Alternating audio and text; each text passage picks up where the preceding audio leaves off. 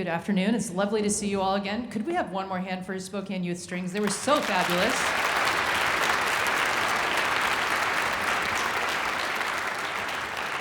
I'm just always so impressed at the sound, just the sound quality that group produces, and that they kick off our concerts with such excellence. So I'm appreciative of having great openers.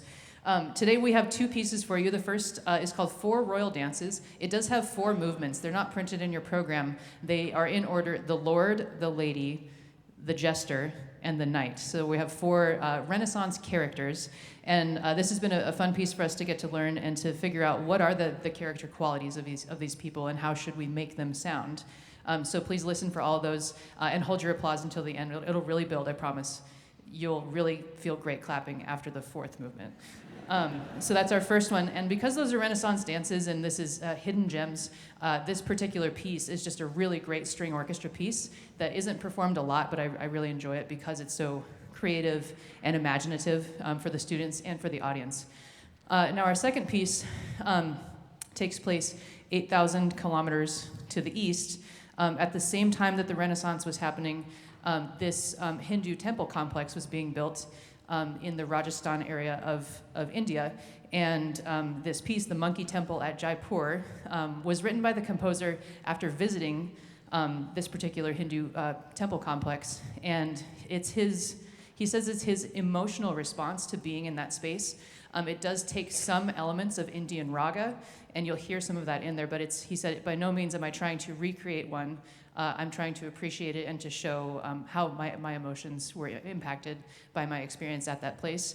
It's a pretty cool piece. It contains some solos, and you can kind of hear the antics of that there are these like macaque monkeys that will just take your stuff. Like they're just really used to being around people. So, they'll take your phone, they'll take your banana, they'll take your food or whatever. So there's like kind of some, playfulness built into it. But it starts with a beautiful solo that will be played by Reese.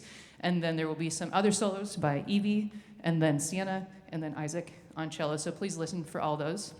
And then, unrelated to this concert, but related to this month, this is Music in Our Schools Month. March is this is the 40th Music in Our Schools Month. This was something that was pioneered by the National Association for Music Education. And Music in Our Schools Month is a way of acknowledging that every student deserves access to excellent music education. And I don't think that Spokane Youth Symphony would be what it is without the amazing music education programs that we have in our area.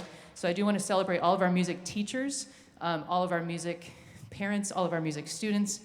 This month is just a great time to reflect on what privilege we have and what luck we have to be where we are and to have what we have. And I also would encourage you, I just have a little action item for all of you, to take a little bit of time to thank a music teacher in your life or your student's life, or to send an email to your school principal, to your school superintendent, to our local representatives, just to say how important music has been for your child, for your family, for our community. This is a great opportunity to use our voices to make sure that the things that are important to us continue to be available to us. So please enjoy this concert. We're really excited to play for you. Thank you.